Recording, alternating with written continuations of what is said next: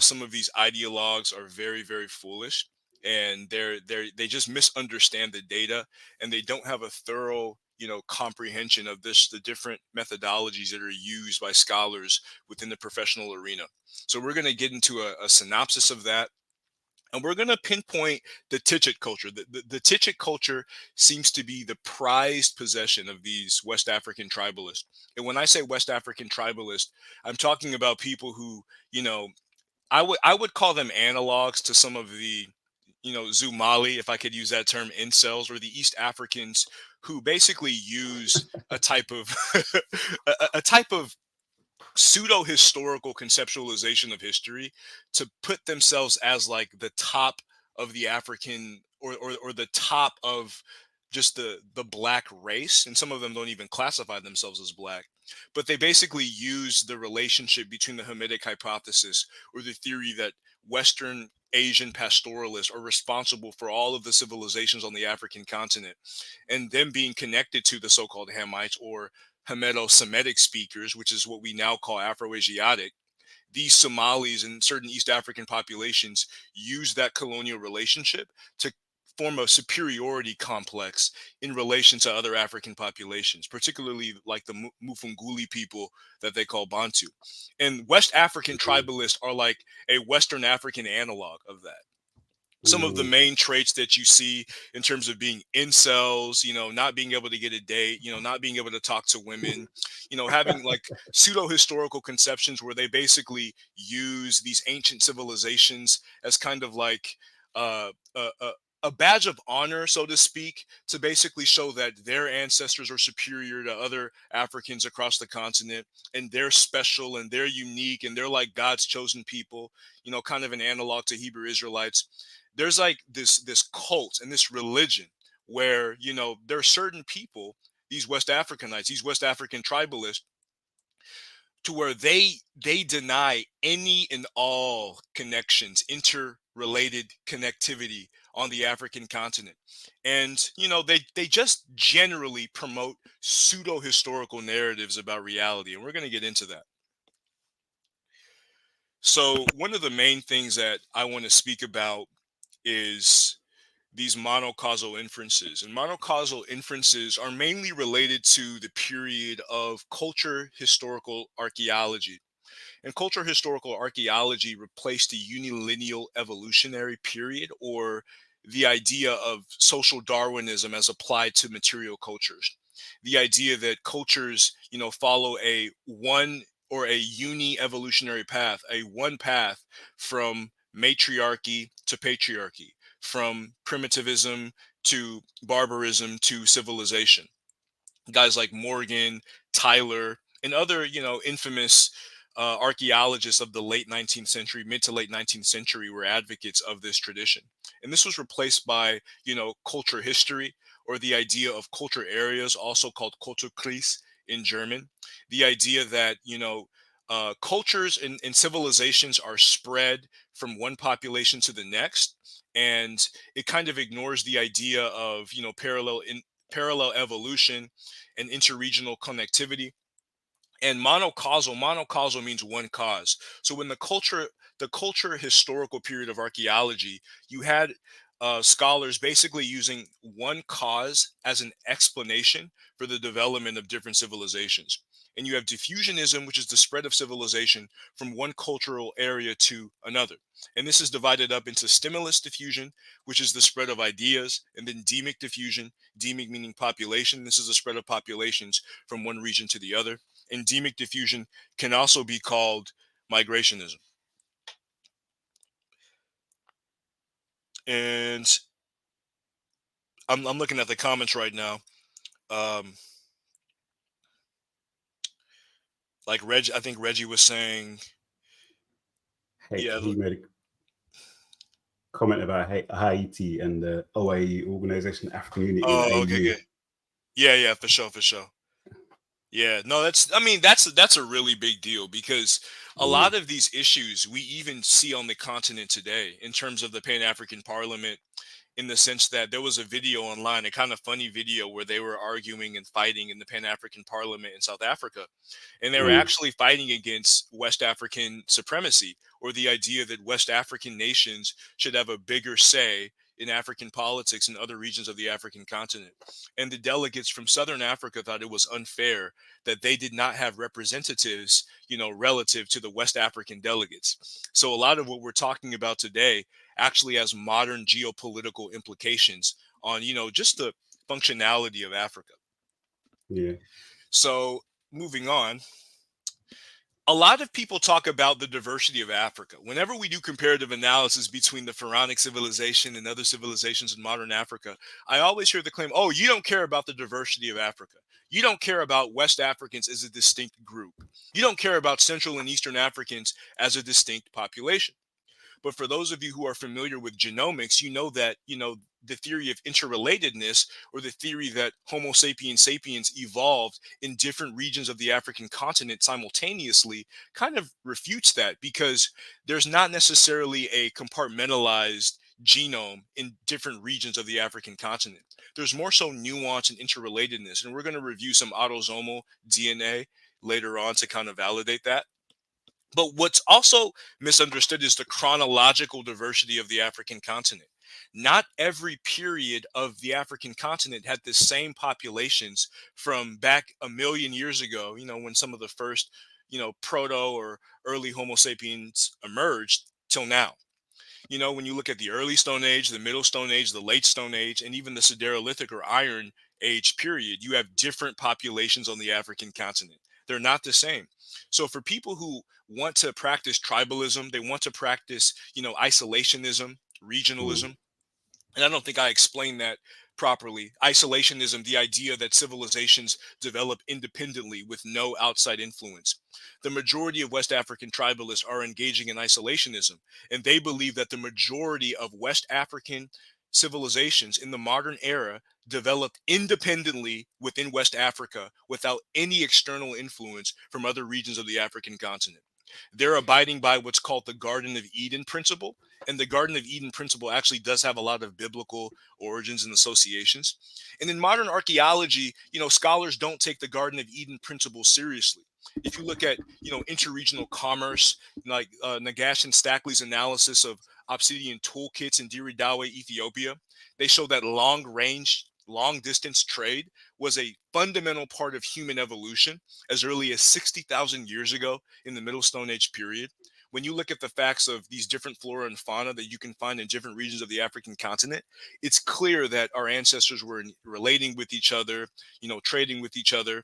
If they saw a Nyash, they weren't saying that, oh, that Nyash is Central African and I'm West African, so I'm not going to indulge in that Nyash, right? If they saw something that they liked, they were relating with each other. yeah. So even in the UK, you will find Jamaicans mixing with Ugandans. You will find Somalis maybe mixing with Ghanaians, and you'll find all types of, even in Oh, of America, course. right? Yeah, yeah. so, so the idea that people have in their head of these tribalist conceptions, they don't exist today, and they didn't exist back then, because human nature just goes completely against that. And so, just sorry, what? So they're literally they're some of these people's view is literally that what Homo sapiens or Homo sapiens sapiens came into existence, and then they say that really early on, some of them branched off and went to West Africa, and then that was it. They just developed there with no interaction with any Yes, of the other branches of Homo sapiens. yes, Okay, that's literally what they believe, and it's just right. completely pseudo historical. Like no data corroborates with that narrative or that Mm, hypothesis. okay. Yeah, so yeah, all the non-scholars, like Cujo said, someone needs to send this to the pseudo killers, Dagger Squad, and Team Osiris. I've been I've been screaming this since I got here about just the chronological diversity of Africa, and the fact that we're going to get into that a little bit. That archaic humans that are not the same species as us dominated West Africa until as late as 13,000 years ago. Some people even push it to 11,000 years ago with Iwo Eleru. Iwo Eleru is not considered a completely modern Homo sapien. So we're going to get into that a little bit more.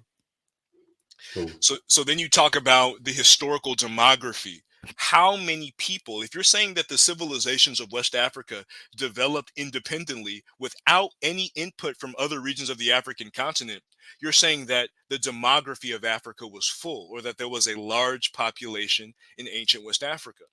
But the archaeological record simply does not show that. During the Ogolian hyperarid from 20 to 12,000 years ago, the majority of West Africa above the 12-degree northern latitude of the equator was uninhabited. From 20 to 12,000 years ago, the majority of West Africa was uninhabited. There were no people there. So if you're saying that West African people and civilizations developed independently without any influence from other regions of the African continent, you have to explain why the majority of West Africa was uninhabited from 20 to 12,000 years ago. And then the forest zone below that, below the 12-degree northern latitude, was only sparsely populated. And by the way, I don't have this in here, but 24 to 22,000 years ago, the majority of West Africa was dominated by archaic humans, meaning that there were no Homo sapiens sapiens in ancient West Africa prior to 24,000 years ago. There just wasn't, right? And then even if you look at the Middle Oya River Valley or the Niger River Valley in Western Africa, lacustrine geography made that region uninhabited prior to 4500 BCE. So prior to 6,500 years ago, the Niger River Valley or the Oya River Valley in Western Africa was uninhabited. And about 2,000 years ago, populations from the north and the east filled the region, right? So, in response to, because that slide there, yep, it seems pretty, damning for the ideas that we're contradicting here. What's their response to that? What's their basic response to that? If you get any responses, that is. There is no response to that, because if what they're saying is true, you have to be able to show a continuity of populations in West Africa from the Paleolithic until now. But when you look at the archaeology, there's no evidence of any of these settlements. Like, I think the first settlement in Tichet is about 2000 BCE, about 4,000 years ago, right? 4,000 years ago. So even linguistically, and we're going to get into the linguistics, if you're saying that this region was inhabited by Proto-Mande speakers, you have to have archaeological data to corroborate with that, right? And we're going to get into what Kevin McDonald, he's a European scholar that these West African tribalists love. They seem to love, but they don't have reading comprehension because they're not actually reading what he says, right? A lot of it is late because tribalists are really, really lazy. They cherry pick, and they're looking for anything and everything to justify their sectarian view that I don't want anything to do with those East Africans. I don't want anything to do with those Central Africans. One of these individuals, he was talking about how Gabon, who borders Congo, is in Western Africa. Gabon dominated by so-called Bantu people is Western Africa. So they have the same type of imperialist mindset that you will see among these Zumali incels and these people who can't get women. So they use historical tribalism as a way to cover their insecurities, right? It's not just the Zumalis. And shout out to my Somali brothers and sisters. Y'all know who I'm talking about when I say Zumalis. Y'all know the incels, the freaks, those who mirror white supremacist talking points. Y'all know who I'm talking about, right? We have them in West Africa as well. It is a large problem, right? And maybe we could get, Shakara or, Dr. Umar or, one of these brothers who deal with, like relationships, like men and women. To lace some of these brothers up with some game, because I really do believe that a lot of these pseudo-historical narratives from particularly black men, it's mainly black men who are promoting them. It's men who are insecure. And because they're insecure, they see twisting history to build tribalist narratives as a way for them to build armor for themselves in this really, really difficult world. But, we're going to correct some of that here. Good.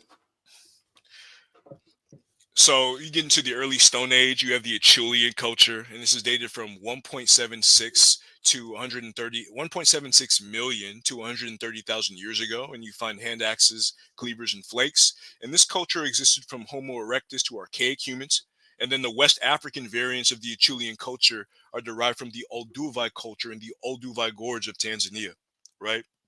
And Pan-African, go ahead. So when we're talking about culture, we mean, do you mean like ways of, from the archaeological records, we see Yeah. that these people, these entities, these hominids had axes, cleavers, maybe they lived in certain kinds of uh, dwellings and that sort of stuff. And that's roughly consistent all the way through that time period. Yeah.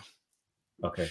Yeah. And you, that is a very brilliant question, because it kind of leads me to get into some of the flaws of, Western archaeology.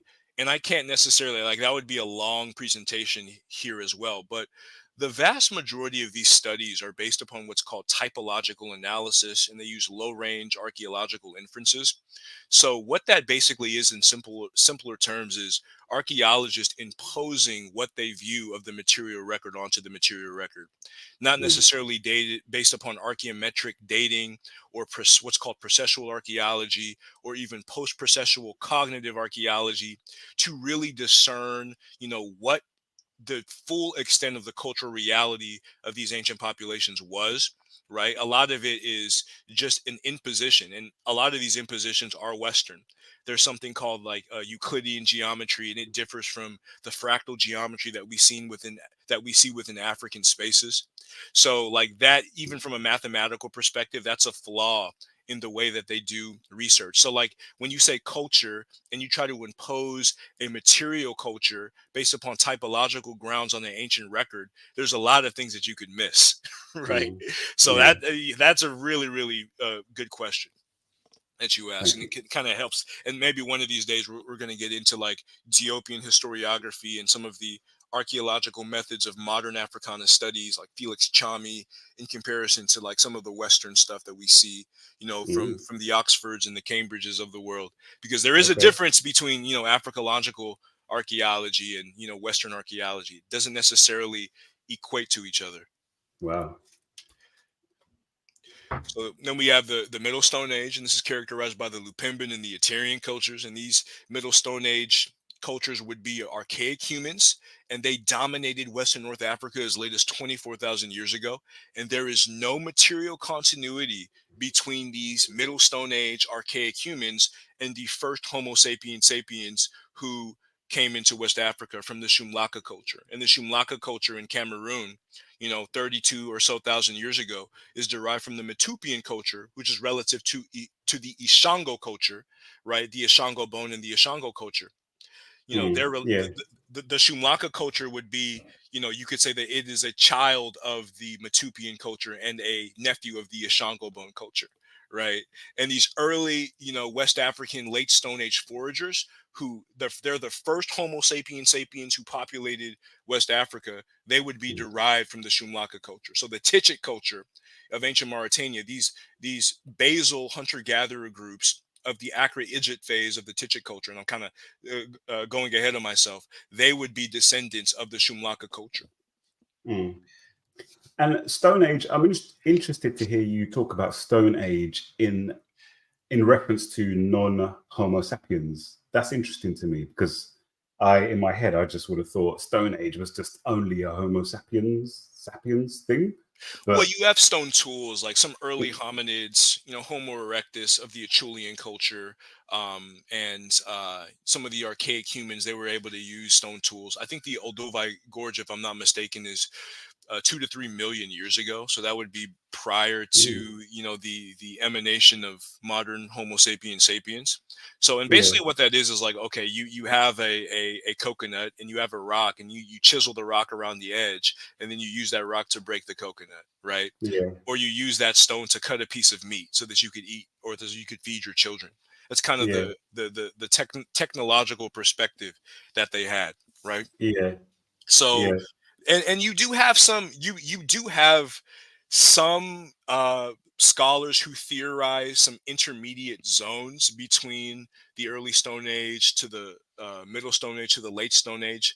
But yeah, generally speaking, the archaeological record doesn't show continuity. So usually when you have, modern behavior such as the existence of microliths, which are like these small, like chiseled stone tools, like arrowheads would be an example of some microliths.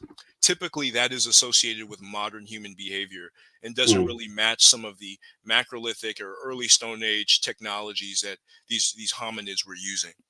Yeah. Cool. So then Lupembin, and this is kind of getting into that you have fairly small, well-shaped tools, chisels, adzes, planes, side scrapers, and blades. And the most common tool is an elongate lancelet bifacial point that is very finely flaked. And you can kind of see that on the map to the right. You can see a lot of these Lupembin sites, mainly going from Congo into Western Africa.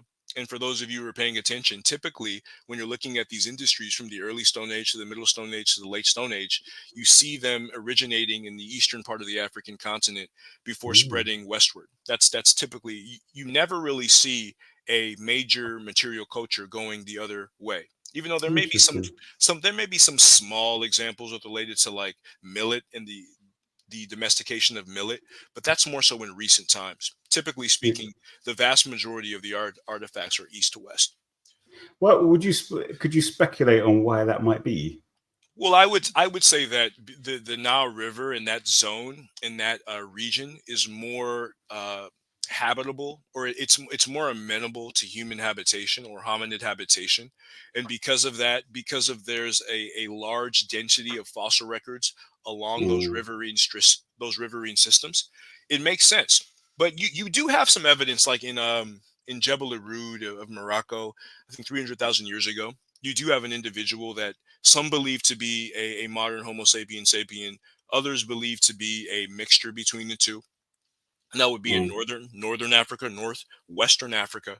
But in what we consider as West Africa, Homo sapiens with like Iwo Alero, which was mixed and it's dated to the average about 13,000 years ago. Right, that would be kind of the first instance where you see modern Homo sapiens entering into West Africa from the Shumlaka area. So like, and also I would say that a lot of scholars, due to the geoclimatic data, they find that the majority of the history of West Africa, you have different periods where it was completely uninhabited.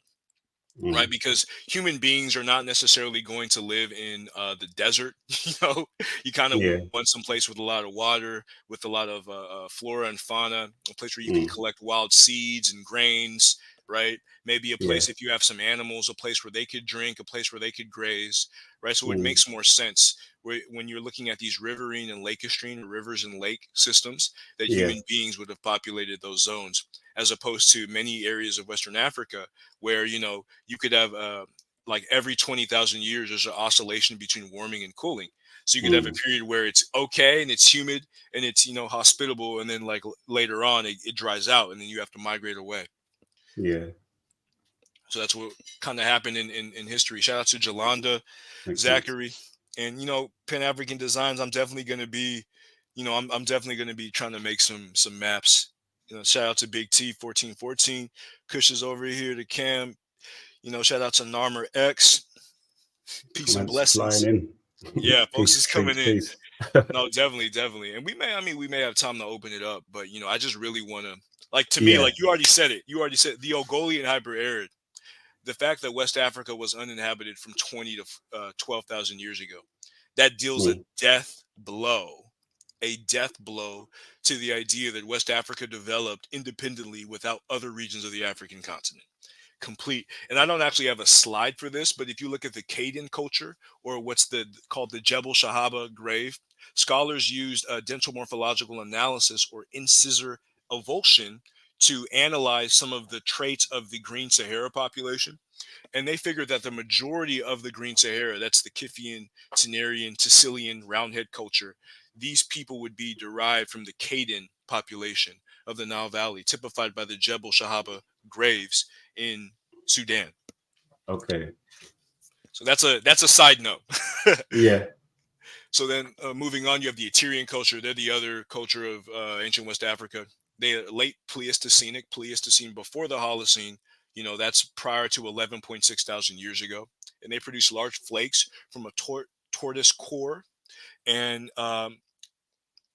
the a distinctive Eterean typology is the formation of stems or tangs on tools to facilitate hafting, as you can see on the right. And this was done on spearheads, arrowheads, and scrapers. And bifacial spearheads were also produced And this is dated to about 150,000 years ago. And this is kind of distinguished from the more refined type of narrow arrowheads that you see in some of the microlithic cultures of ancient West Africa. So you have the late Stone Age, and for those of you who are familiar with Mark Lipson's analysis of the Shumlaka foragers, these late Stone Age populations would be considered ghost modern humans, or they're modern Homo sapiens sapiens that were assimilated by the primary ancestors of modern West Africans. And they were the first Homo sapiens sapiens again in Western Africa. They were related and derived from the Shumlaka foragers that existed 32,000 years ago. This is the next point. The majority of their language and culture has been lost. So these ancient West Africans, we have no idea what language or culture that they spoke, or what language they Mhm. spoke, or what culture that they followed. They were not Proto Niger Congo. They were Mm. not Proto Mande. We're going to get into that. Their languages are considered lost. And they were assimilated into incoming agropastoralist populations from 4 to 1.5 thousand years ago. And what kind of volumes do we know? Do we have a rough idea when we're talking about these Shumlaka foragers and whatnots? Are we talking about like what, tens of thousands of people or hundreds of thousands, or do we not Well, know? well, we don't really know, but I would assume Okay, anywhere between a few thousand to maybe tens of thousands. But yeah, that hasn't necessarily been clarified within the record. We can only yeah, assume. yeah, yeah, So then moving on.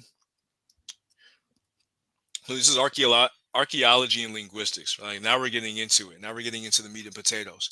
yeah. So So just to say, what we've done so far, we've basically provided the context to how what was going on prior to this key period here, as far as the hominid populations and where they were, if they were in West Africa and all that sort of stuff. And now bring us to a point where basically we're saying that there were no Homo sapiens in that area prior to really this period now.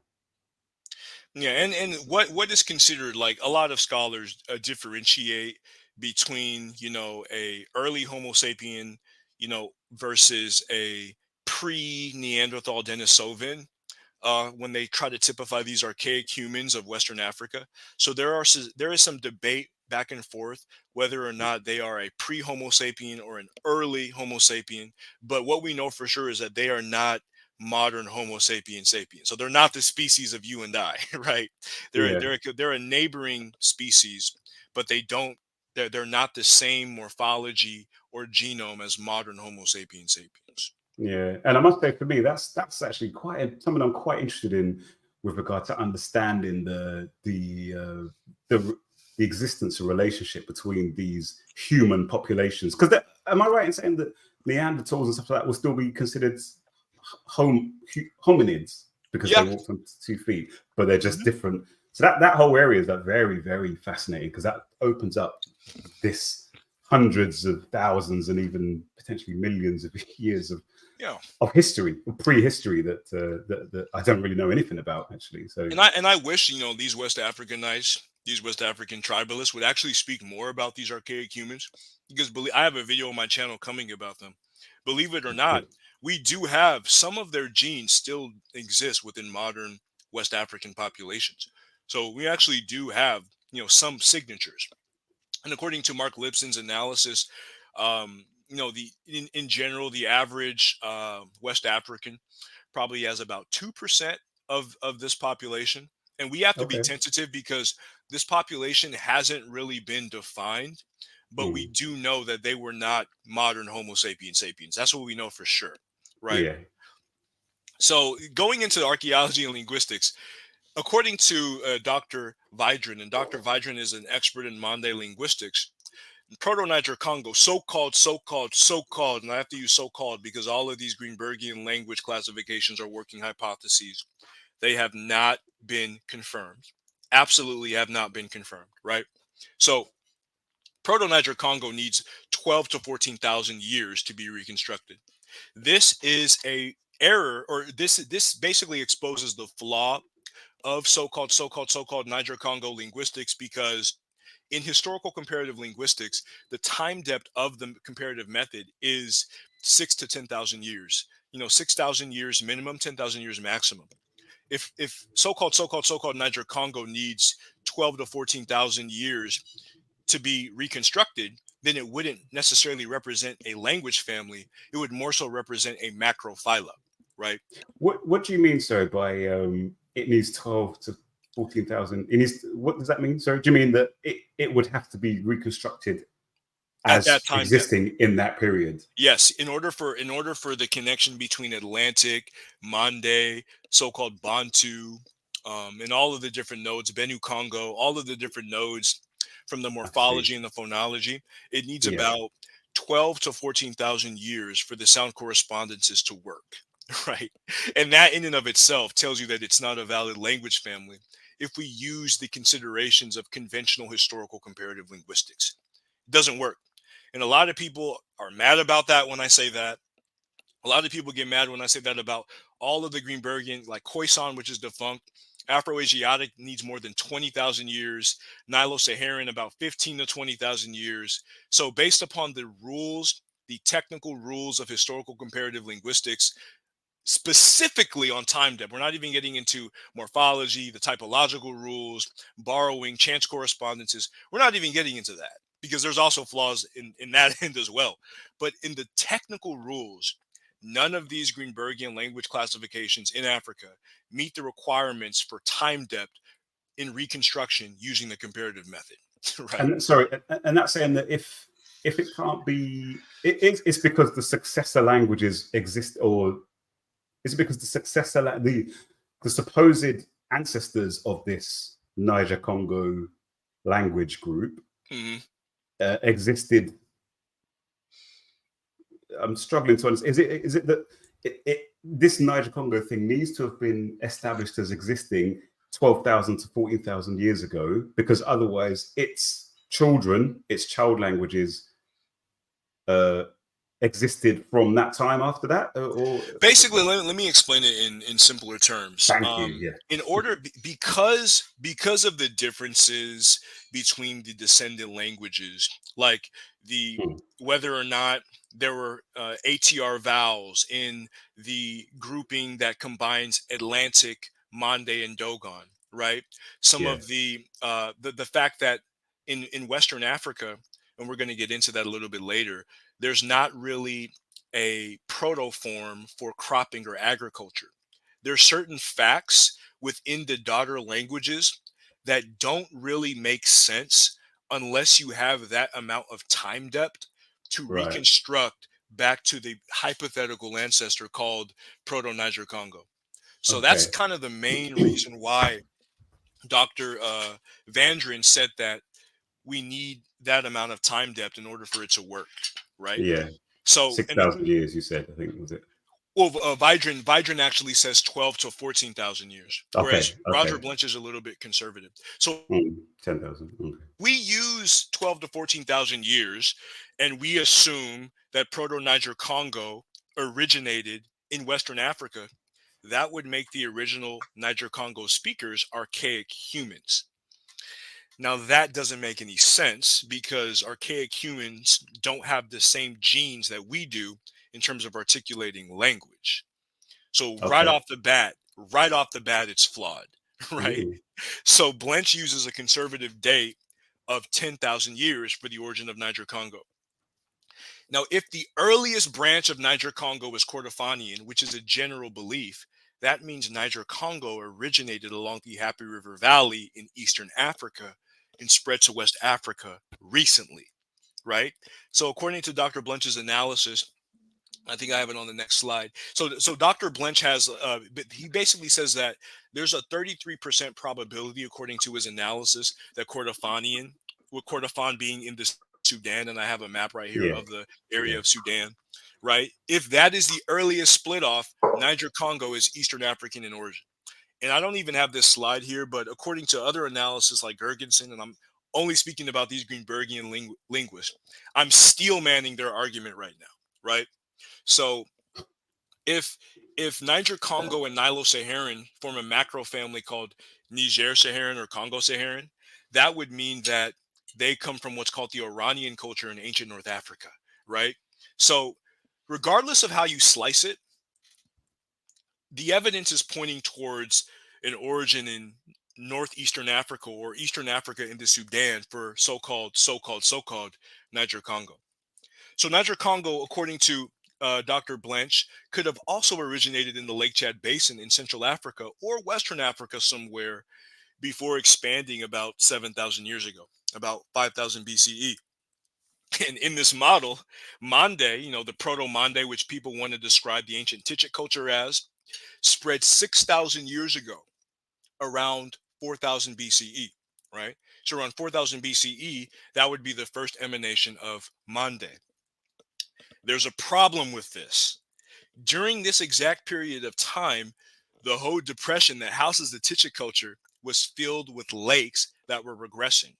What does that mean? It means that there were so many different lakes and swampy areas within the area of Tichit of Mauritania that it could not have been hospitable to these Proto-Mande speakers. And if you look at Dr. Blanch's analysis, he views the dissemination of these Mande forms from north to south. So all of these facts make it improbable that the Proto-Mande people could have existed in the area of the Tichit culture 6,000 years ago. The linguistics doesn't line up, and just the archaeological evidence and the geographic facts don't line up. There's so many problems with that mode of analysis. And we're actually going to get into what Kevin McDonald, who these West African tribalists love, they worship him, right? We're going to get into some of his content and what he said about this. Again. So in this area of the whole depression that housed the Tichit cultures, permanent surface waters only disappeared 3,000 years ago. And again, these conditions make the region uninhabited for so-called Proto-Mande speakers who descended into the region from the north and the east. And Kevin McDonald referred to the labeling of the Tichit as Proto-Mande without archaeological corroboration as linguistic speculation. Linguistic speculation. That's what he called it. So Okay. these languages of ancient West Africa, according to most archaeologists and linguistics, the languages of ancient West Africa who use quartz microlithic cultures remain unclassified. We do not know what type of languages that the people of ancient West Africa spoke. The Ja'ala people of northeast Nigeria represent descendants of these cultures, and Ja'ala is a language isolate in northeastern Nigeria. There are no reconstructed protoforms for cropping or agriculture among so-called Niger Congo speakers. And if you understand the Tichit culture and the fact that the evolution from hunter-gathering to cultivation is a prominent feature of the Tichit civilization, and the fact that there are no protoforms, no lexical items reconstructed for cropping among these Niger Congo speakers, it leads you to ask the question, where did they get this agricultural technology from? And if you have no Urewe, which is a culture among Uganda, and it's a prominent ware culture associated with the Savannah pastoral Neolithic that spread from Kenya and along the Hapi River Valley into Central and Southern Africa. There are no archaeological analogs to the Urewe wares in Western Africa. So if the so-called Niger Congo speakers are a unified population, you have to explain why that is. You have to explain why there's no correspondences there. So right now, we're just getting into just the linguistic and archaeological death blows to the idea that, these West African populations were a unified group of Niger Congo Proto-Mande speakers, and they developed a Tichit culture without any type of influence. No. The evidence absolutely does not show that. Absolutely not. So now we're going to get into paleobotany. So the core population of the Tichit culture is represented by foragers, so-called hunter-gatherers, primarily derived from the Shumlaka culture. And this is the conventional view across academia, that these hunter-gatherer cultures, like if you were to take a genome, they don't necessarily have remains from them yet, but if you were to take a genome of the basal populations of the Tichit culture, they would be more so connected to the Shumlaka culture than modern Western Central Africans. We do not primarily descend from the inhabitants of the Shumlaka civilization. And these, just to remind myself, these hunter gatherers, we are talking about Homo sapiens now with Yes, these particular people, but they're, I ghost think you said modern. last ghost mode. I think you said last time they're potentially quote unquote diminutive Yeah, populations these yeah. days. Yeah. Some of them were very diminutive. They Mm. had like a smaller body type, right? Yeah. They weren't necessarily like they didn't have like the robust features. Although Yeah. there is an outlier, if you look at the Kifian culture, which are Yeah. hunter gatherers, Yes. primarily Yes. derived from the Chadian culture. Some of them are pretty tall. Some of them were like Yeah. over 6 foot tall. Yes. So And the yeah, Tenarians from they were shorter, weren't they? The Tenarians yeah, less robust. they were a lot smaller, and they were pastoralist populations, and they were a lot Mm. smaller. And again, the Saharan culture, the Kifian and the Tenarians, they are primary ancestors of the Pharaonic civilization. So the Mm. Pharaonic civilization is a descendant of the Iberian culture of the Lake Nakaru area in Kenya, as well Hmm. as these Tenarian and Kifian populations from the Gobero in Niger. And we could also even maybe estimate that the Tassilian populations would be related to, the Pharaonic civilizations as well. But modern West Africans are not, right? So Mm. if you look at the pre-Tichet Acro-Egypt culture, this was predominantly a hunter-gatherer culture, and they adopted pastoral technologies originating from Northeast Africa.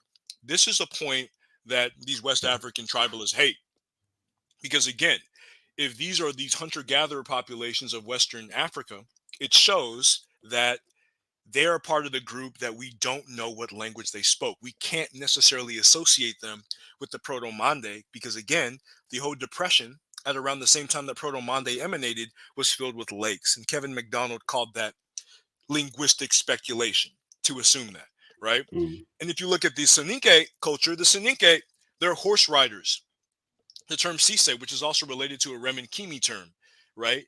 That is related to the horse, right? So Ah. these hunter gatherers adopted pastoral technologies from North and Eastern Africa, right? That's just showing you right there that the basal population that created the Tichet culture is unrelated to these pastoral groups. They adopted pastoral technologies from the outside, Mm. right? So then I'm going to go into and again, this is a conventional view. The majority of scholars on this issue corroborate this. Dr. Andrew Smith says that hunter gatherers dominated the African continent, the entire African continent, before the onset of food production. In Western Africa, mainly the Tichet area, was the last on the African continent to get food production.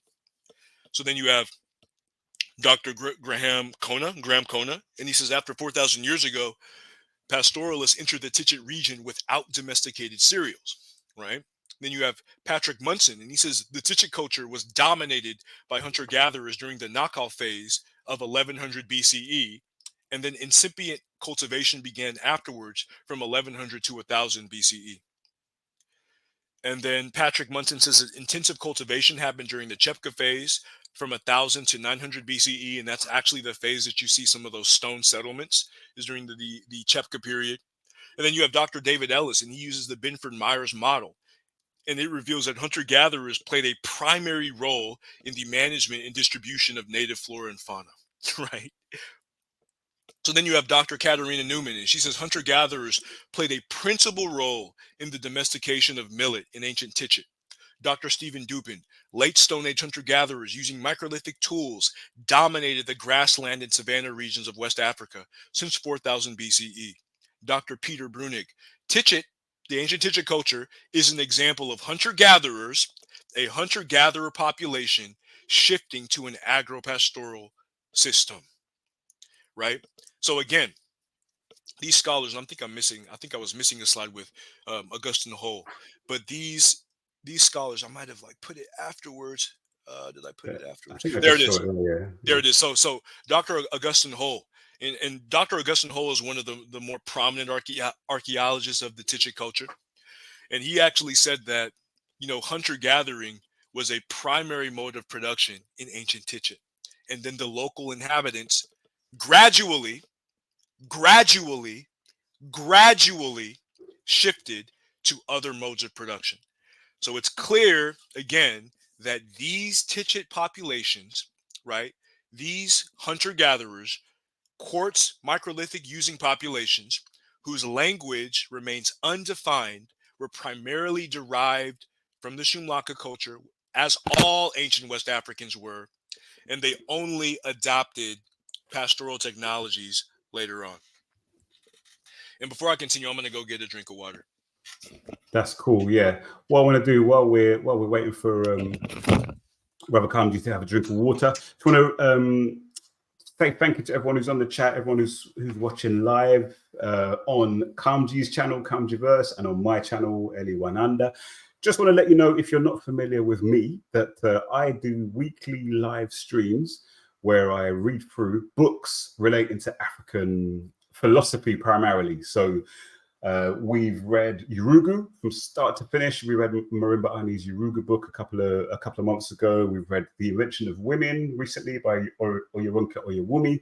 We're currently reading a book by Bunseki Fukiao, African Cosmology of the Bantu Congo. And next week, Friday, the 8th of September, we'll be continuing with our reading through that book. So if you're not subscribed to my channel, then do subscribe to Eli Wananda. And hopefully I'll be able to see you guys next week, Friday, for my We Are Reading series continuation, reading African philosophy books that I think are important to us as African people. So, you back, my brother? Yeah. Good. Seamless. That was seamless. Perfect. So, again, when we're talking about paleobotany, we could use analysis and data to show that there is an indisputable, and this is according to the analysis of Dr. Roger Blench, there's an indisputable link between the Pharaonic civilization and Western Africa. In Pan-African designs, Brother James is saying, if I have a map of the origin of the Tiche culture, right, in the presentation, that would be good to add. If not, I don't think I do, but I've been working behind the scenes to try to develop, maps to show the dissemination of these cultures. And I actually do have a diagram.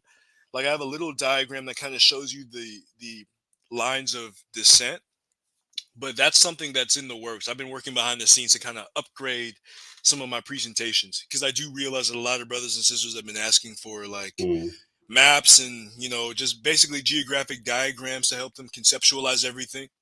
Yeah. So that is definitely in the works, for sure. One thing, maps, and for me, the other thing is timelines. Like, I mean, you've done that already, but like, I need timelines, like visualizations of, like, look, even if it's just a bar, like, this many thousand years ago to this many thousand years ago, these people, then these people, Tenarians and Kithians, then Ditchit over here, So you got a lot on your docket to get going with. But this is one of the things I'll say as well, is that's why Cash App, guys, Cash App and support this guy, because Oh yeah, please Cash App Kamjiverse. I greatly appreciate it. Like, it's really difficult for me sometimes to get this information out, because I spend hours and hours and hours going over my sources, and even when someone says that I'm misrepresenting my source, I'll go back and read it over and over and over again to make sure that I have it correct. So yeah, any type of support is greatly appreciated, because I'm going to eventually, once I begin to get all the content that I want out, I'm going to begin to transition towards the children and making, predominantly children related content. So any and all support, that would be greatly appreciated. Yeah, you might want to do like a crowdfunding kind of thing, like, get a project with a target and then get it out there, man. Because anyway. Yeah, I've thought about that, but so this is Roger Blench, and you can see the botany connects West Africa to the Pharaonic civilization. According to Roger Blench, he says it's indisputable, right? Now, most of these links happen from inner West Africa into the Pharaonic civilization, which speaks to kind of a Holocenic ancestral relationship. But you also have pastoral domesticates that go the other way. So here you have Citrullus lanitus, or the watermelon, also called the Egusi melon. Egusi would be a relative of lanitus. And you find a West African variant of that in King Tutankhamun's tomb. Then you have Cajun is Cajun, likely originated in West Africa before spreading to the Hapi. Vigna inguiculata, which is the cowpea, and this is West African in origin, and or two origin centers in West and Eastern Africa. Then you have Ricinus communis, or castor bean, and it originated in East Africa around Somalia and Ethiopia before spreading to West Africa. Abelmoschus esculentus, okra, originated in Abyssinia and is now found throughout Africa. Then you have Abris precatorius, or jumble beads, and Moringa oleifera, and it's traded from Eastern to West Africa. Tamarindus indica, or the benol tree, and this is found wild in West and Central Africa, and it eventually spread to Eastern Africa. Sesame originated in West Africa and spread to ancient Kemet. Carthamus tinctorius, or safflower, possibly originated in Ethiopia or Central Africa before spreading to ancient Kimi. Oriza glaberrima, or rice, originated in West and Central Africa. Then you have Oriza barthi, its wild cousin species. It's found in the Nile Valley. Vitellaria paradoxa, or shea tree, and this is natural to the Sudano-Sahelian belt as well as Central Africa. Dioscora rondata, and it originated in West Africa and then spread to Central Africa. And then its cousin, Dioscorea abyssinica, is found in Eastern Africa. Then you have Digitaria exilis, or fundi, and this is in Western Africa, and it originates from the Digitaria longiflora in Eastern Africa. And then you have domesticated cotton, aka Gossypium herbaceum Linnaeus, domesticated in the Middle Nile region around 5000 BCE, and then spread to Western Africa before 1000 BCE for the manufacture of cotton textiles. So all of those individuals who, you want to talk about some of the cotton related industries in Western Africa, right?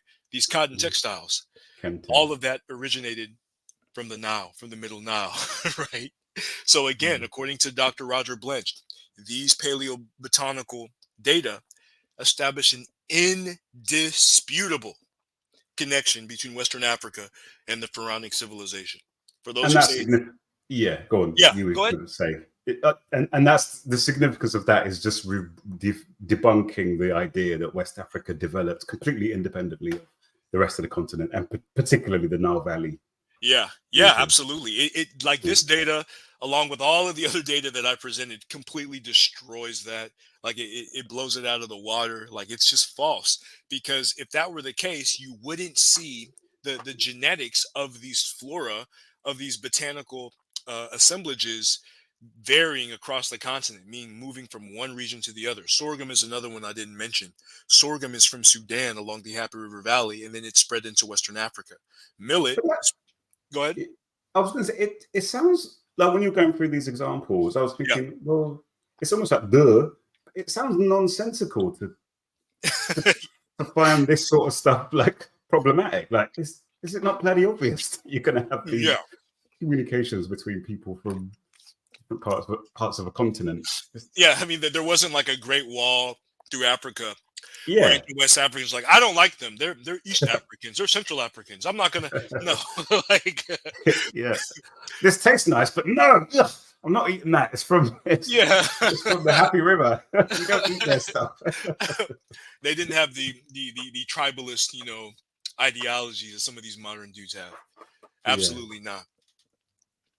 So that's one I already went over.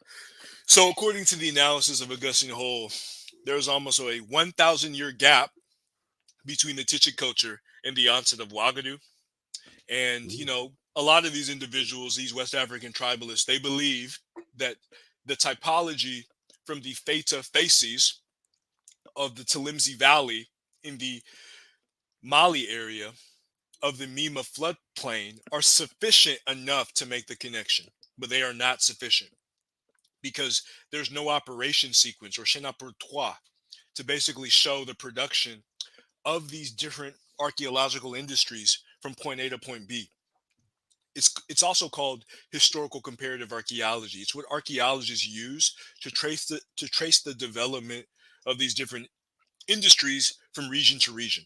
So what the Feta facies and the Tilimsi Valley facies are showing was that there was a Tichit diaspora, so to speak, into the middle Oya or Niger River Valley, right, during the terminal Akinjer period from about, 6 to 4,000 BCE. But that is not enough to prove a connection between dynastic Ouagadougou in the 7th century, right? So Kevin McDonald, he says that the existence of post-Tichet facies increases the possibility of a connection between Tichet and Ouagadougou, but he never confirms it. And again, Kevin McDonald also said that the classification of the Tichet culture as Proto-Mande without any archaeological corroboration is linguistic speculation. So anytime you see these people say Proto-Mande, Proto-Mande, Proto-Mande, Proto-Mande with the Tichet, but they don't provide any historical archaeological evidence, they don't use any operation sequences, according to Kevin McDonald, that is linguistic speculation. That is not valid. And would you say that it's because obviously a counter argument could be that the absence of evidence doesn't mean that isn't evidence of absence or whatever that phrase is. The fact that it doesn't exist, it could just be a yet. It could just be but would you say that the preponderance of evidence is making that link very, very unlikely? I mean, well, the main thing that they go to is, there's been a lack of excavations. But you can't claim that it's true if you don't have evidence. I mean, it could be possibly true, but even if you get into some of the oral narratives of the Sudanic population, where they distinguish, they literally distinguish and they say, hey, these people are not us, and they existed before us, and they had a culture, a complex culture before us, and then we came in and we defeated them, and then we mixed with them, and then we assimilated them, particularly in the Dingwede iron anvil ritual. And I wish I had a slide for that, but like when you look at these West African populations, and we're going to get into that a little bit further, they say that those people are not them. They say when they came into West Africa, they met pre-existing people with a distinct culture that was not them. Right? So if the Tichet culture is the same as the Ouagadougou, if the linguistic speculation, according to Kevin McDonald, right, if this linguistic speculation is true, why would the Soninke population distinguish themselves from the pre-existing culture? They called them Goloma of the terminal Akinjer period, and then they called them Kakoro or Karo. And they said the Karo people are responsible for the Tichet culture.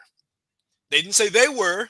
They didn't say that the Soninke people, built the culture. They said these Kakoro people, these Karo people, which means ancient in Soninke, they are responsible for the ancient cultures of this region, right? So if they were the same, it would be, and please, in the comments, I'm looking at the comments, Ghana, Scythian Slayer, please, give respect to Reggie. We may disagree on certain things. I may disagree with Reggie on certain things, but we have to be respectful, because Reggie's put in a lot of work in the community. And even if you are against some of his views, I think we could be respectful enough to to have a decent conversation. So like any of the profanity, please, not on this channel. Let's let's do our best to have a respectful conversation.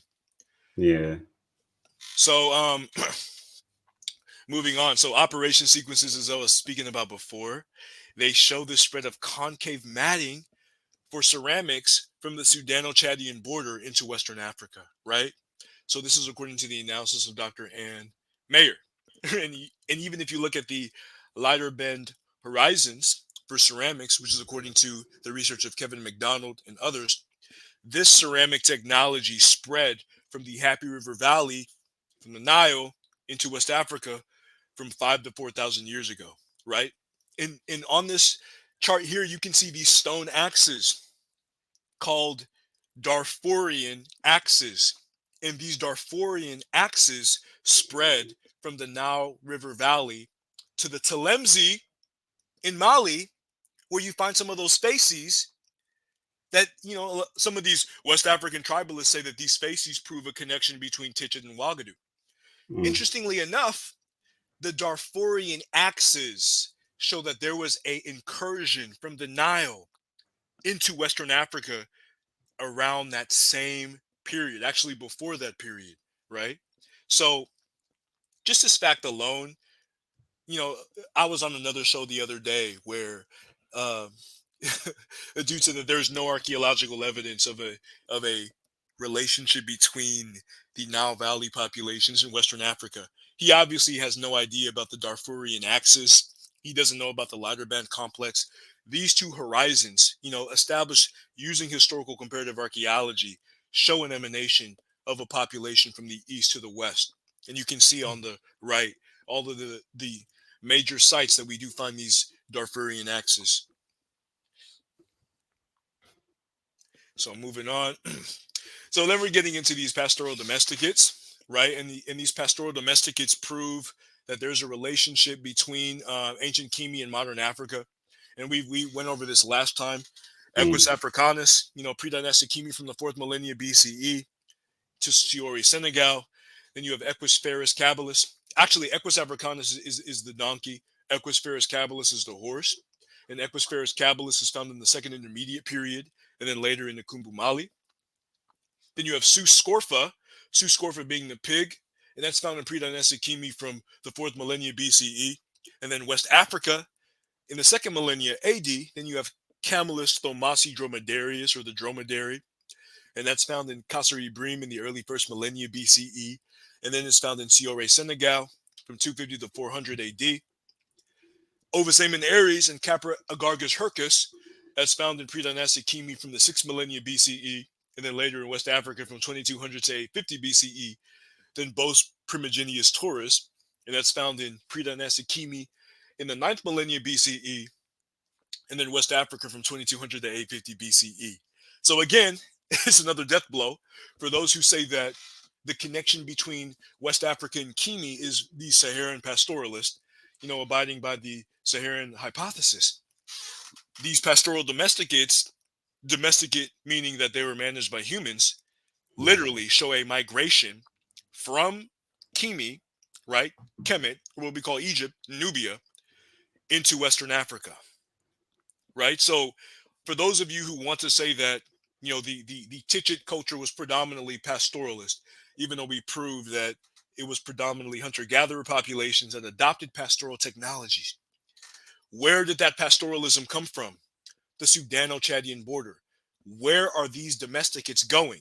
From the Nile Valley into Western Africa 4.2 thousand years ago is predominantly when they started to descend into Western Africa. So again, we're going to get into the critical flaws of the Saharan hypothesis. One of the main ones that I don't have shown here is the fact that, according to Dr. Andrew B. Smith, the Sahara was dominated by the Sahara during the pastoral period, the Bovidian pastoral period, was dominated by white faces, the so-called white African Berbers, right? So if you're saying that the Saharan pastoral period connects West Africa and ancient Kemi, if you're saying that these Saharan pastoralists were the ones who started the Tichit civilization, you're saying that these white African, quote unquote, Berbers played a prominent role in that process. Also, when you look at the black faces of the Bovidian period, archaeologically, most people associate them with the Fulani. If you talk to Biafrans in Nigeria, Igbos, some of the Mande people in Guinea, they're not really friends with the Fulani. No, there was a comment in the chat actually about that. Someone on Twitter the other day was, I think what we were having a conversation, and someone said something like, "No, there's no tribalism. It's just these damn Fulanis who are, you know, West Eurasians or whatever, interlopers or something." Yeah, and they actually do have they do have a lactase persistence gene that gives them the ability to ingest milk. That does come from Eurasia among the Fulani. But again, if you want to abide by the Saharan hypothesis as opposed to a Nile Valley origin of African cultural unity, and you ignore, you know, the dominance of the white faces or the so-called Berber within the Bovidian pastoral period, then you're moving to a population that's more closely related to the Fulani than other West Africans, which would mean that the Fulani or Atlantic, right, and even according to the analysis of Roger Blench in so-called Niger Congo, Atlantic would be one of the first split offs from Proto Niger Congo. So if you use this logic, the Fulani would represent a basal ancestral substrate of the majority of West Africans. Under this hypothesis, the Fulani is your daddy. And they got to eat that. They got to eat that. For those who deny the Nile Valley evidence, and you go to the Sahara and you want to still be black and you want to ignore the Berber, start calling the Fulani your daddy, because that's what the evidence shows. Right? So and the time, just to say, so the Ouagadougou, that was, I think you said 7th century Common Era. Is that right? Yeah. Yeah. And so this Saharan Bovidian period, when was that? This in time wise, what period is that Bovidian Saharan era? When did that happen? You're talking about 6,000 or so years ago into well, I mean, it differs. It really differs, but I would say 6,000 years ago, 6,500 years before present into the modern era. That's kind of the general time span, but it's going to differ from scholar to scholar. Okay. So these are some of the flaws of the idea that the Sahara is the cradle of cultural unity.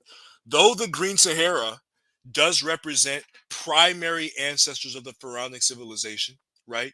The Green Sahara are direct ancestors of the Pharaonic civilizations of ancient Kemet and Kush. That is true. According to the evidence, they are absolutely not the primary ancestors of the majority of contemporary West and Central Africans, right? The Sahara is very large and contains cultures associated with every stage of human development. The Saharan cultures of the last humid period existed prior to the age of urbanism. So if you're looking at Tichet and urban prototypes, you're not necessarily going to find those in the Green Sahara. There's about a 600 to 800 year gap, in the most loose considerations between the end of Tichet and the beginning of Ouagadougou. And there's a lack of archaeological prototypes in the Sahara for West African industries. So for those of you who are familiar, right, you're familiar with these different correspondences that you could see between Ugandan cultures in ancient Kemet, West African cultures in ancient Kemet, right? Southern African cultures in ancient Kemet. You don't see that for the Green Sahara. You don't see those same correspondences. I've never seen a meme or a post or an article where someone showed a side-by-side comparison between the Green Sahara and modern Africa. But that's supposed to be the cradle of African unity, but we can't find the majority of prototypes for African culture in the Green Sahara. If that's the cradle of cultural unity, you should be able to find the stools, of Ghana in the Green Sahara. You should be able to find royal regalia, hairstyles. You should be able to find some emblems. You should be able to find a lot of these things, but you don't. And it's showing that though the Green Sahara was an ancestral step, it's not the primary cradle of African unity. The analysis of Dr. Musa Lamb shows that the Nile Valley, after the Green Sahara, right, was the major articulation point of the cultural unity of contemporary Africa, right? So moving on, when you look at the Chepka period is not associated with the conflict depicted in the Ouagadougou founding narratives between the Soninke and the Kokoro people. And there's a lack of evidence for centralization and kingship. The kingship prototypes or the kingship protocols, you don't find examples of that in the Green Sahara. There's a lack of evidence for a local development of iron industries in Takrur, right, where you see some of the Soninke populations. And if you're familiar with the Euro Dial migration stories, he actually talks about the Diaogo migrants from the Pharaonic civilization who brought specific siderolithic technologies into Western Africa. And the majority of the orature of West Africa talks about a great water, or Korutumu Ba in Malinke, or Kulumgunju Ba in Soninke, a great water origin, which, according to Yusu Tata Sise, in Wakami Soko of the Bamako Colloquium, this originated in the Nile River. Can I ask a question? Yeah. So there's no evidence of continuities between the Green Sahara people and modern West Africans. Is that right? There is some evidence. There is No. some evidence. Like if you're talking about what you could call like the ghost modern population, there is some evidence of a linkage there. But generally speaking, the inhabitants, mainly the Kithians, which some scholars believe descended down into the savanna and the forest zones of Western Africa, right? They descended down into that region. They were assimilated from 4,000 to 1,500 years ago.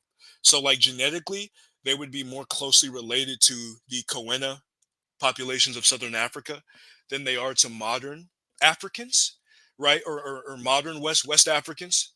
So there is evidence some evidence of a genomic relationship. But if you look at some of the autosomal analysis, the vast majority of the genome of West Africans is related to so-called Nilo-Saharan populations, right? So And, go ahead. and then are there, so when you're saying that the Kithians and Tenarians are like some of the primary ancestors of the ancient people of Kimi, Yes. are there signs of commonalities between those Green Saharans and the Kemites? Yeah. There's actually, Reggie in the chat, he actually has an article about the origin of writing, and he sees some of the morphemes of the Medudin there can be found in the Green Sahara. Okay. Also, some of the faunal industries. The main connection between the Green Sahara and contemporary Africa is faunal. So some of the species, the animal species that they use can be found in modern Africa, right? That's the main, like the sole link between the Green Sahara and modern Africa. And some of those species and the cultures around those species, right, can be found in the Pharaonic civilization, and they pre-existed in the Green Sahara. Mummification, like the Libyan mummy, is from there, and also the Benin sickle cell haplotype, the HBS Benin, or the gene that gives the Pharaonic civilization sickle cells, that actually came from West Africa, and it's believed to spread into the Pharaonic civilization from the Green Sahara. Interesting. So, moving on. Okay. Yeah. So this is going to get into Musa Lam's architectonic analysis of the evolution of the material cultures, and he basically examines the material cultures of contemporary West Africa and Central Africa, and he finds prototypes of these along the Hapi River Valley continuum, and they reach a delicacy that excludes the possibility of parallel evolution, meaning that there's a prototype and then there's a developed form in contemporary West and Central Africa. So you have the Mur farming tool developed from a plant fiber braced timber prototype in ancient Kenyan Kush to a rivet fastened metallic tool in Senegambia. And the Kanjandu and Ilir garden hose were used for saturated soils. Then you have the weaved wicker baskets of the Hapi River Valley, and they evolved into timber bowls defined by grip handles in Senegambia. Then you have harpoon instruments of ancient Kimi, and they developed into nylon coinoidal tools in Senegambia that firmly connect the harpoon to the shaft. You have lost wax casting systems developed from Nile Valley prototypes to inter-African innovations from Ghana to Cameroon, where crucible attachments were used to control the gas pressure and metallurgical flow during the casting process. And then you have the Heka scepter of ancient Kimi, and it evolved into the Hogan scepter of Mali with an inflected hook, a midpoint disc handle, and a sharpened endpoint. And then the variation of this design is the Hogan Kabyline or horse scepter that you could see on the right here. It's an evolved form of the Heka scepter. Then you have the Ngulu sword of Congo, and it evolved from the Kopes sword in ancient Kimi, developing a non-cutting back edge with semicircular concavity. The handle is wrapped in wires and contains 3 timber spheres. And you can see that here. Mm. And then you have the wasp scepter, the prototype of ancient Kemet, developed into a uniquely fabricated, freshly trimmed beam placed in fire to augment its elasticity and treated with oil to augment its material resistance and aesthetic qualities. Then you have the Hapi River Valley headrest, and it evolved into anthropomorphic models throughout Africa while retaining the same composition, base, and upright hanger. And you can see that here. So then now we're going to get into the architectural evolution. And this is one of the ways that you can see that there's differing populations from the pre-Tichet to the Tichet to the post-Tichet phase. Dry stone masonry is typical of the Chepka period from 1000 to 9 and 800 BCE. Then you have the abandonment of the region during the terminal Akinjer phase, 600 to 300 BCE. And I think I misspoke earlier when I said 8 to 600. The terminal Akinjer phase is about 600 to 300 BCE. Why is it called the terminal Akinjer phase? Well, the terminal means the last part of the Akinjer. So like the Akinjer phase is a phase, and then the terminal would represent like the last phase before it became, so and the Akinjer is actually the last phase of the so-called Tichet culture. So that would be like the final period of Tichet before it basically collapsed. Yeah.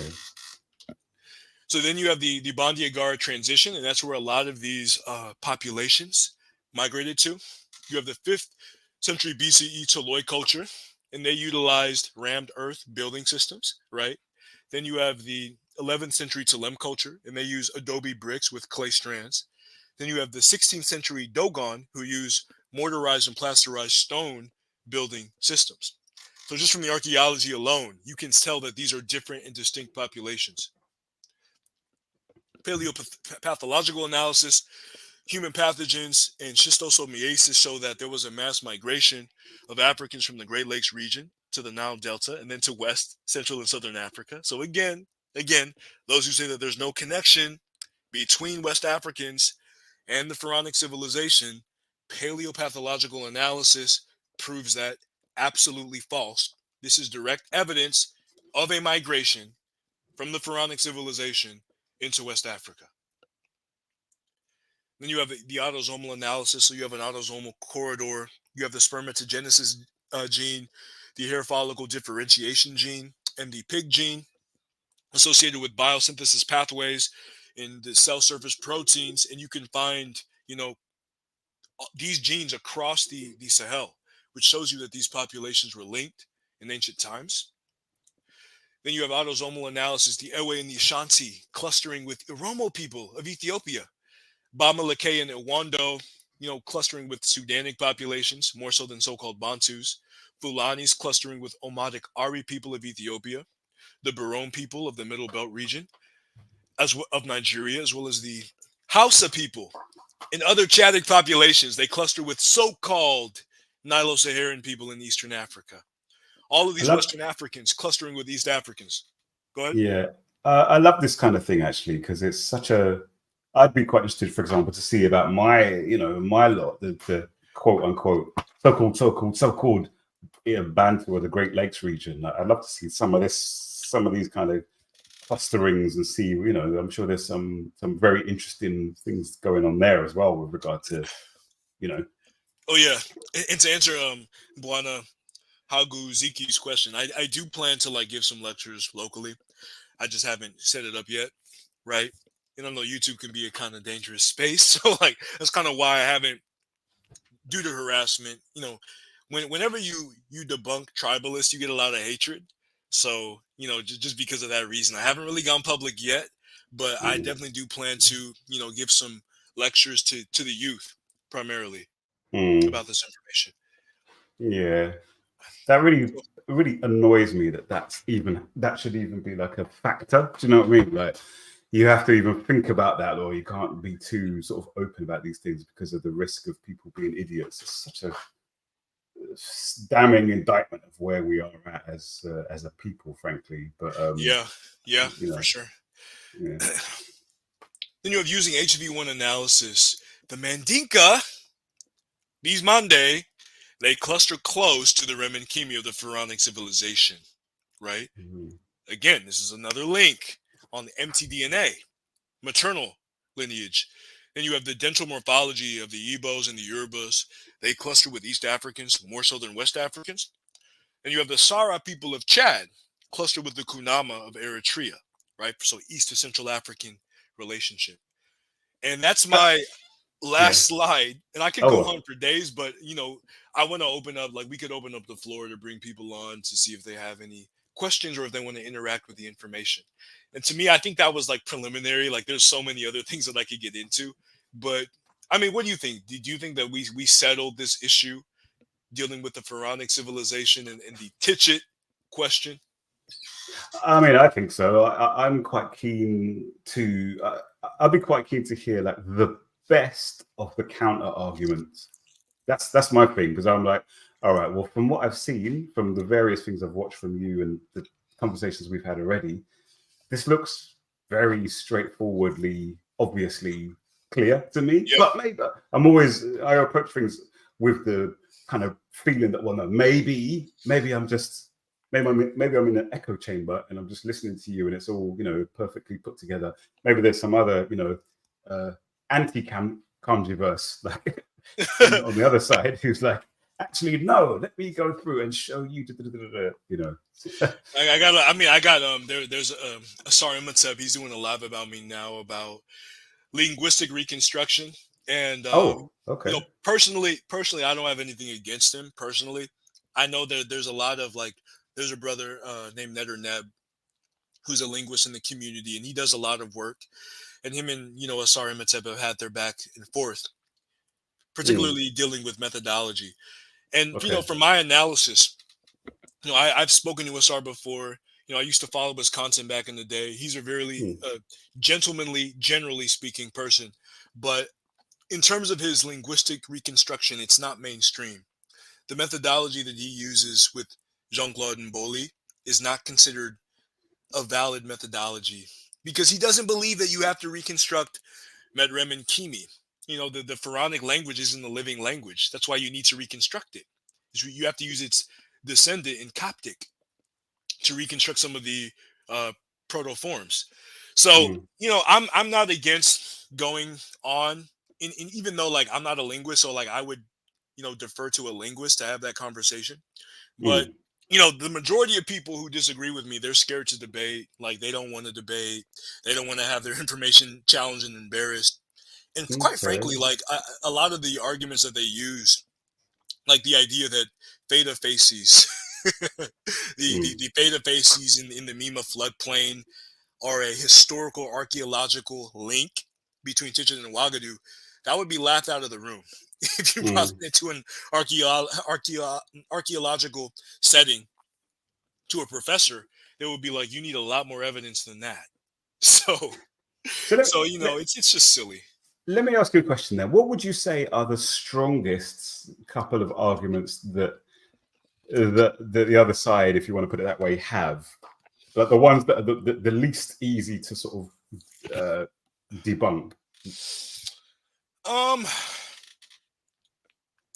the least easy. I mean, uh, a lot of them hang on linguistics, but I mean that's really easy to debunk. So like I don't really like archaeology. There's not really archaeology there to establish what Okay. they're saying. So like Yeah. I would have to say that it's somewhere with the idea of proto-Mande being distinct within so-called Negro Congo. Mm, But if you examine the evidence, that is very, very, very easy to dispute, even using some of their sources. Kevin McDonald called it linguistic speculation. mm, Vidrin said that you need a time depth beyond the historical comparative method to even make Negro Congo work. Negritic, which is what the West African languages were originally called. mm, Roger Blench saying that there's no proto form in Proto-Niger Congo languages for cropping and agriculture. And Tichit is the first agricultural uh, uh, community in West Africa. So where did they get it from? According to Dr. Christopher Ehret, the kingship protocols of the Tunka or the Kayamaga are part of the Sudanic sacral system, meaning that they emanated from Sudan, or what we may call Kush, into Western Africa. And I have other evidence. I have other evidence here. Like there's an article from Dr. Faraghi where he talks about the tumuli and the megaliths in West Africa that have prototypes in Kerma, meaning that this architectural technology went from ancient Kerma into West Africa. So it's like I didn't even present a third of the evidence that I have against this. This is just like basic content, you know? Yeah. Yeah. All right. Yeah. But yeah, no, for me, it's pretty clear. I was going to ask you a question here. The Fulani. I wouldn't mind just doubling back to the Fulani again on that. Just to be clear in my head. So, you said that they do have a gene or a haplogroup or whatever it is that does originate from non-African populations. Yeah. I would imagine that kind of thing isn't that uncommon. I imagine there are other African peoples who have some genes that they might have got from some other non-African populations. Yeah, I but mean, would you see them the Fulani as being basically the accusation that they're basically not Africans, you know, or they've come in and they've, you know, what do you think about that? I mean, their language is African, their culture is African.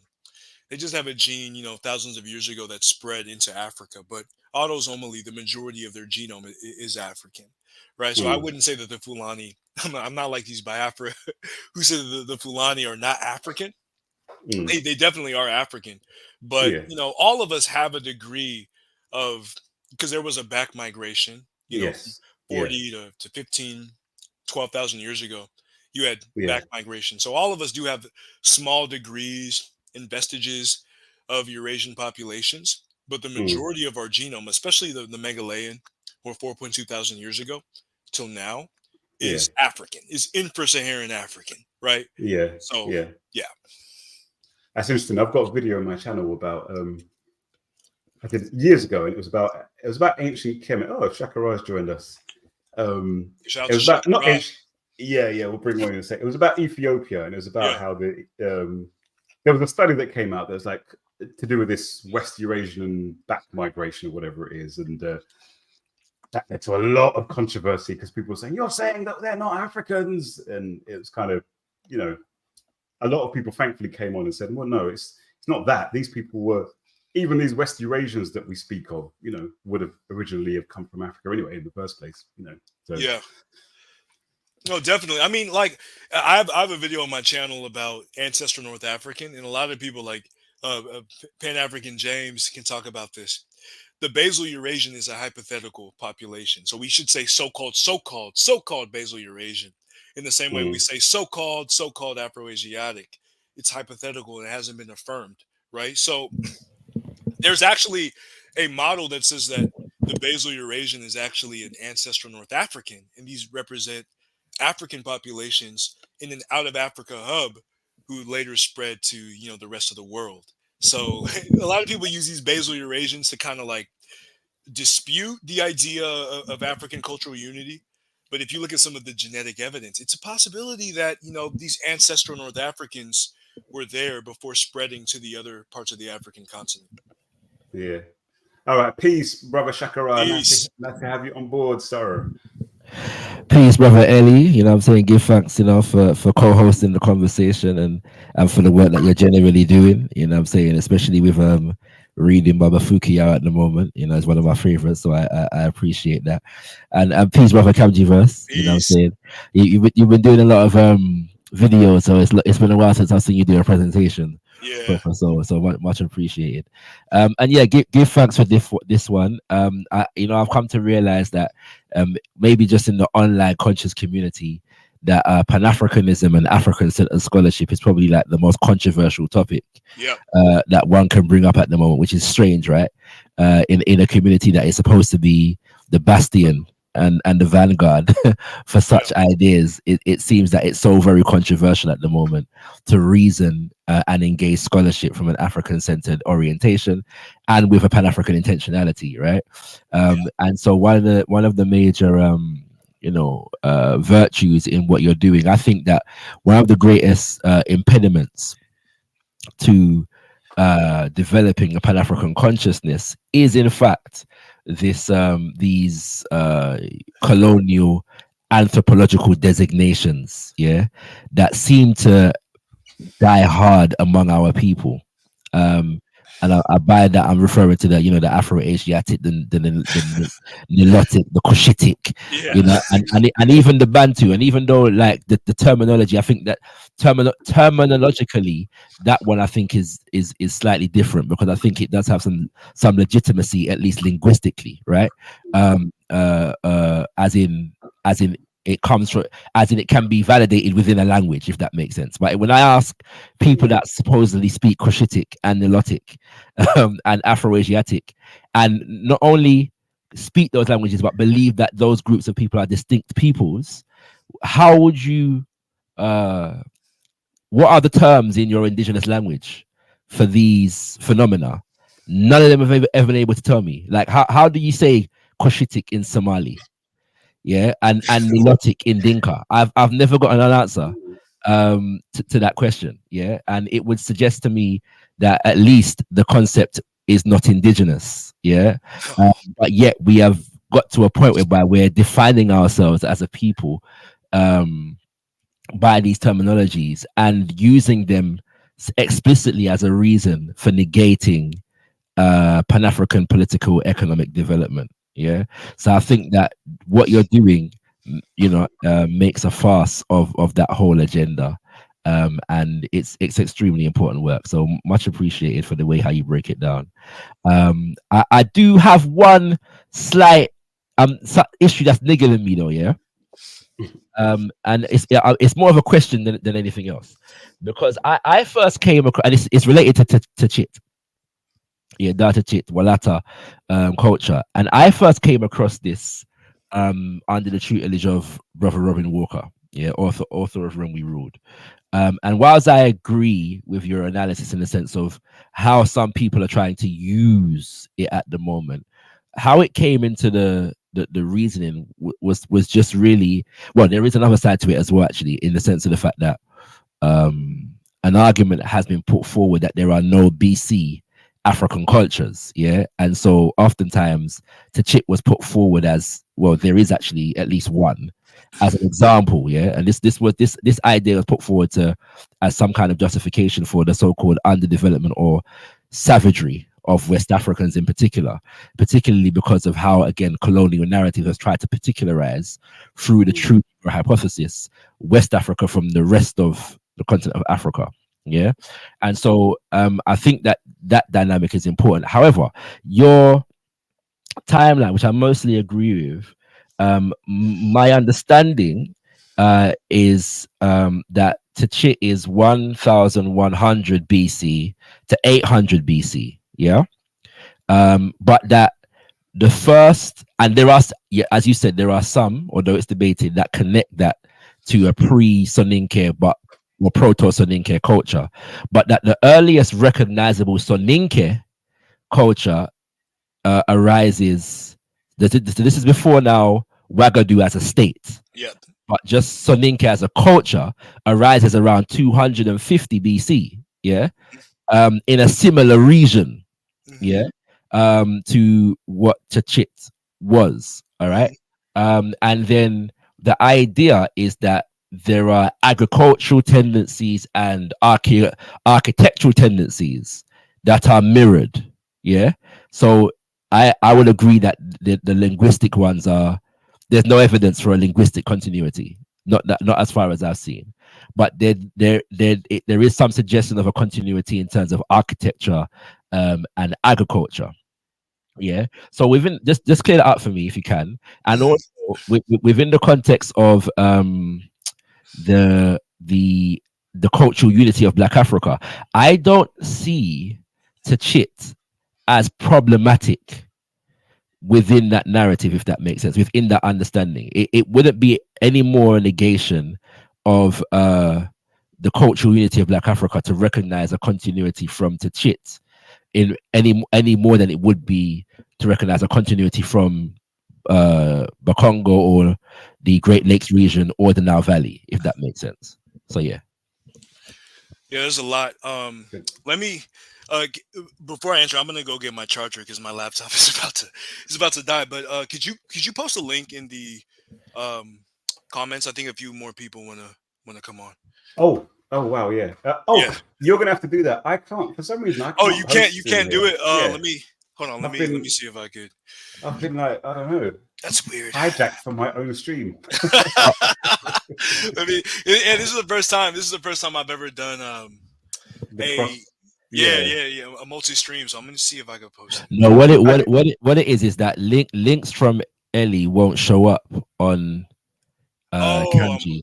Yeah, that's what it is. So if you pin it to the top of your chat, Ellie, it won't show up on Kanji's side, if that makes sense. For sure. Yeah. Oh, okay. That's EKD. okay. That's not great then, is it? Functionally. But if you actually posted it just in the comments from StreamYard, though, it might show up on both, because it would technically be, if you're actually multi-streaming, it should show up on both. But if on your stream it will show up as you, and on Kamji's stream it will show up as Kamji, if that makes sense. I can't even post. I don't think that works. Post a comment even. Let alone...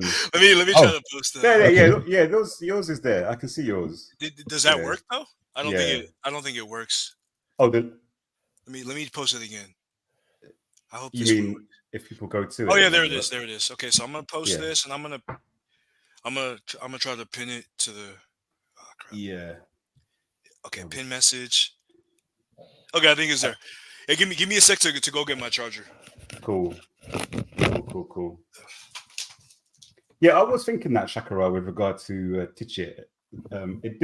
It didn't sound like an enormous kind of, hindrance anyway to the overall kind of thrust of. Yeah, I think the only issue is the extent to which you could evidence archaeologically the connection, if that makes sense, and linguistically, which I think, as has been stated, there are issues there, right? You know what I'm saying? There is some lacking evidence, definitely linguistically.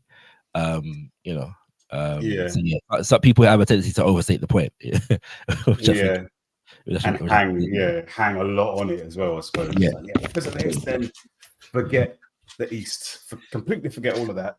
Yeah, which doesn't make sense, because the same people that do. I mean, look, as far as I'm concerned, this is all, and coming back to what Kamji was saying at the beginning of the presentation, this is all about seeking to appear scholarly, and because in this world scholarly means Eurocentric, you must parrot Eurocentric narratives, right? Especially if you've decided to pledge allegiance to one or another European political construct, i.e. Great Britain, i.e. America.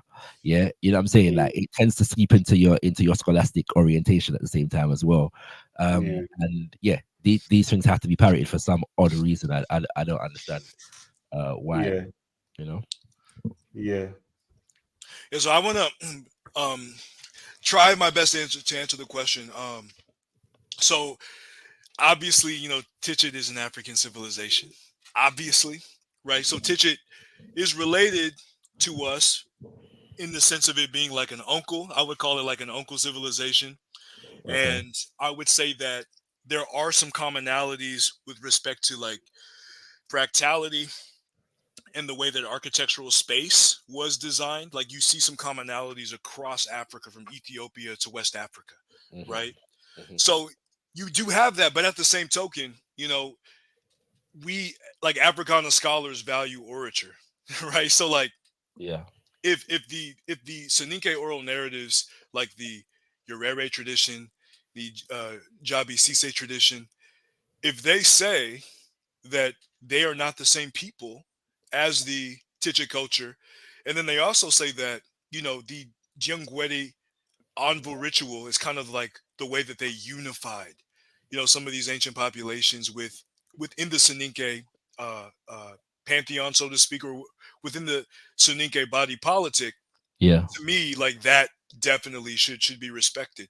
But at the same time, you know, when you're dealing with some of the different elements, like Musa Lam, for instance, in the African Union Fact Book, he actually places the beginning of the Soninke within that region of West Africa around like 460 BCE, and he uses some linguistic correspondences of Susa Toure with I think it's Setut Ray, which is one of the eponyms of Darius, the Persian ruler.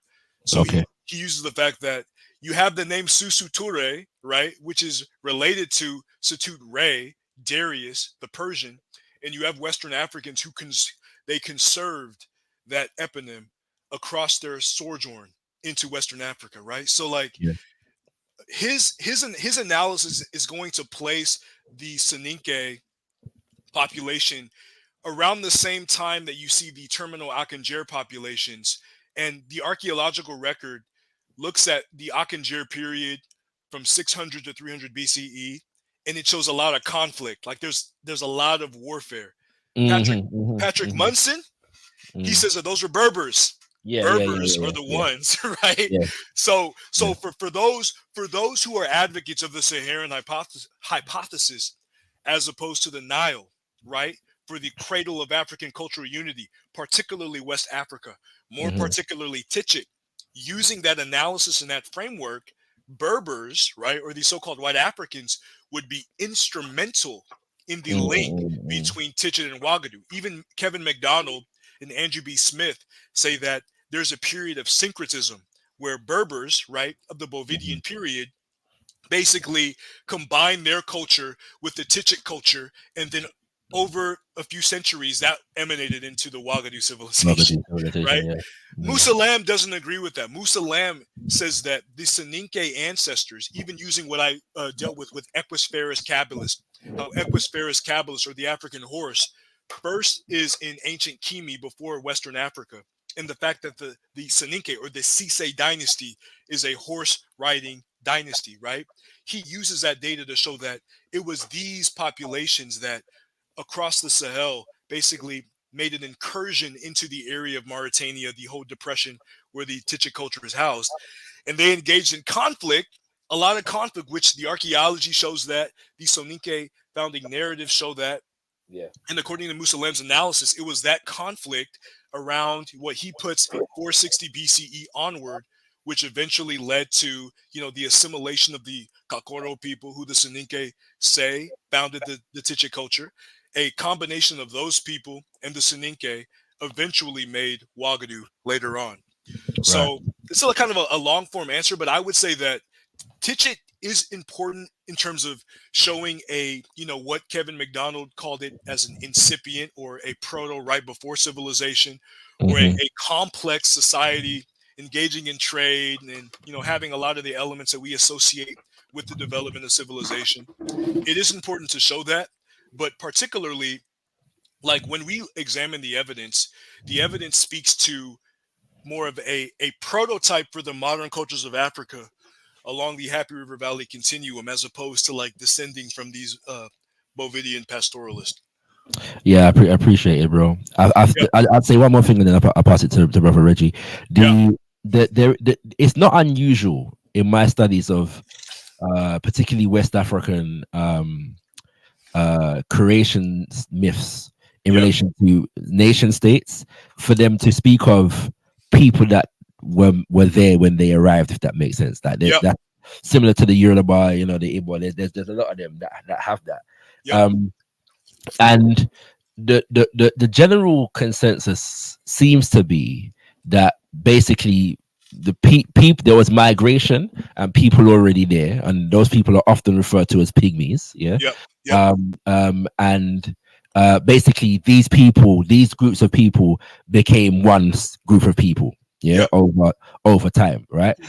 So what you're saying would seem to marry with the general pattern that we see in terms of narratives of West African history. So again, I'm not seeing this as a challenge to the concept. And I'm not to suggest that this is what you're saying completely, but just to making the point that I'm not seeing this as a challenge to the concept of the cultural unity of Black Africa in general.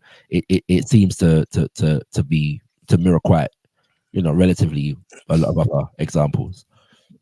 Yeah, my main position is like reading the data from Musa Lam and other scholars, Felix Chami, Theophilo Benga, that there is a cultural unity in Africa, and the cradle is in the Hapi River Valley. Even though the Green Sahara are primary ancestors of the Pharaonic civilization, like that's been proven beyond the shadow of a doubt. Yeah. But the emanation of modern West and Central African cultures, the prototypes, the vast majority of them can be found in the Hapi. Mm-hmm. Yeah, facts, bro. Much appreciated. I'll pass the mic. Yep.